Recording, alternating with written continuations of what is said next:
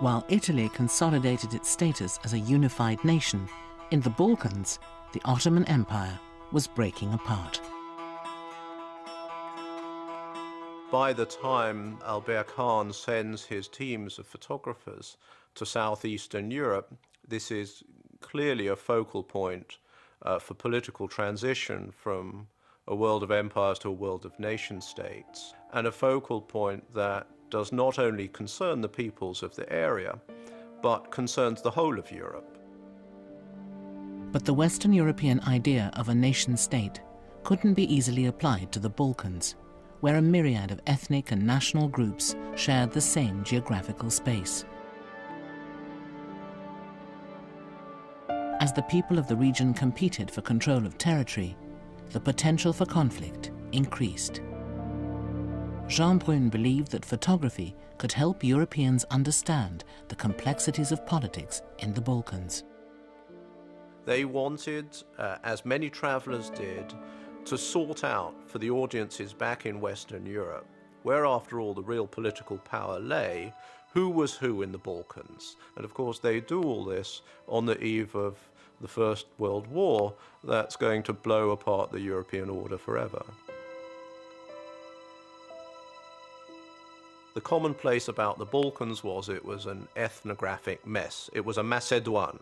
It was a fruit salad of different nationalities, and the political problem of Europe is sorting it out. And photography, by fixing and identifying the different human tribes that existed there, could help in this task. For decades, conflict between the region's ethnic groups had given the Balkans a reputation for violence. In the early years of the 20th century, the area had become a source of morbid fascination for travelers. Agatha Christie invented a villainous character who, as she put it, came from one of the Balkan states. Principal rivers, unknown. Principal mountains, also unknown. Population, chiefly brigands. Hobby, assassinating kings and having revolutions. If you read the headlines in 1911 or 1912 coming out of the Balkans, you would think that assassination is a daily event. Anyone in Western Europe or Central Europe knew a flashpoint for war. Brun and Léon had arrived between the First and Second Balkan Wars, two conflicts that transformed the balance of power in the region. These pictures were taken at a very crucial moment because of the two Balkan Wars, which changed totally the map of the region, but also the lives of people who are photographed on these pictures. Maybe some of them had to leave their homes. Maybe some of them were killed. In the winter of 1912, an alliance of Balkan armies had attacked the forces of their Ottoman overlords. Within 6 weeks, they'd claimed victory. Ottoman rule in Europe was at an end. But the scramble over its former territory, in what is modern-day Macedonia, had only just begun.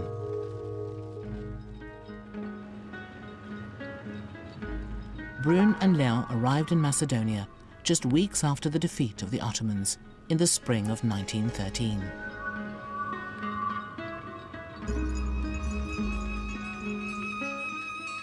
Salonika, which is known today as the Greek city of Thessaloniki, was the most important port in the Balkans.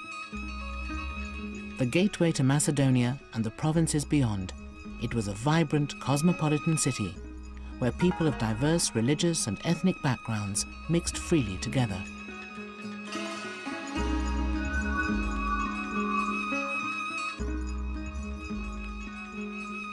Although there were some areas of the city that were chiefly inhabited by Muslims, others by Jews, others by Christians, it was not strictly segregated. So every time you went down into the port or the quay, or you went to the cinema, or you visited the market, everybody was there. There were not separate markets for different national groups. In the Ottoman Empire, religion was the main difference between people, and this was also the main element of their identities. So if you went to the Balkans, like these photographers at that time, and you asked who you are, people would say, I'm Christian, I'm Orthodox, I'm Catholic, I'm Jew, I'm Muslim. They were identifying themselves according to their religion.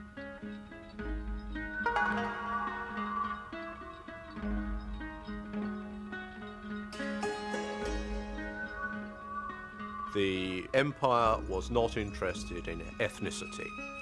It ruled by allowing different religious communities a high degree of autonomy and self-government. But basically, as long as they paid their taxes and didn't cause trouble, the empire was not very bothered about what they did.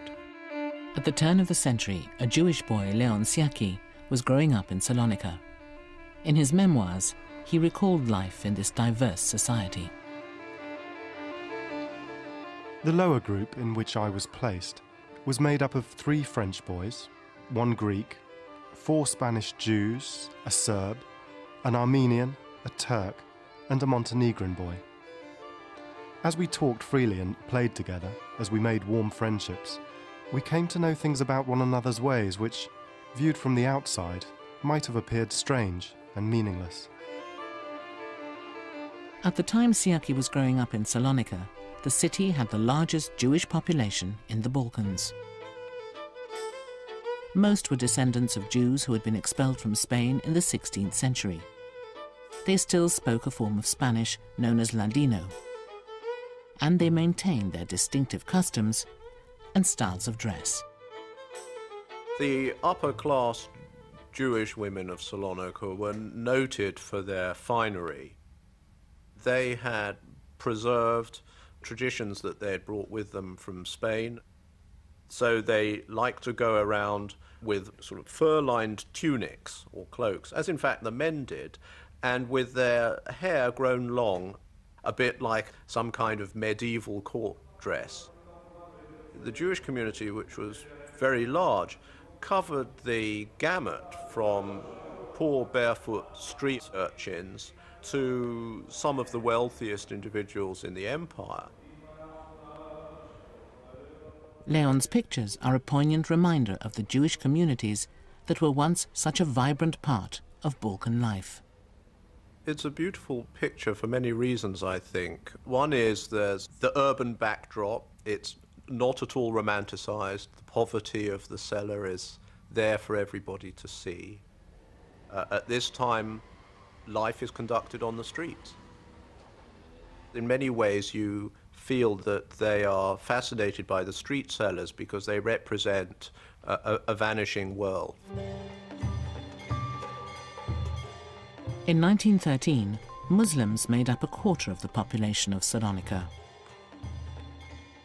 To many early Western visitors, they added an exciting and exotic flavor to the life of the city. Europeans had always been fascinated by the Muslim character of the Ottoman Empire. They are never really seen by West Europeans as European. Muslims, however westernized, however urbanized, however much they speak West European languages, belong to a different culture and civilization. And that, I think, is constant throughout the period, and no doubt for many people it's true today as well. Leon's autochromes depict lives that were apparently untouched by conflict, but some reveal that in reality this was a city under siege. Salonika in 1913 was full of soldiers because, although the Ottomans had been pushed out, the war wasn't over, and there are substantial contingents of Greek soldiers and Bulgarian soldiers roaming the city. And when you look at the photographs that look down over the city from the fort at the top down to the bay, you'll see the bay is full of warships as well. So this is a city at war. It's not a city at peace. After their victory over the Ottomans, both Greece and Bulgaria claimed Salonika as rightfully theirs. But as these pictures show, it was the Greek forces that prevailed. These are Cretan soldiers, and they belong to the Greek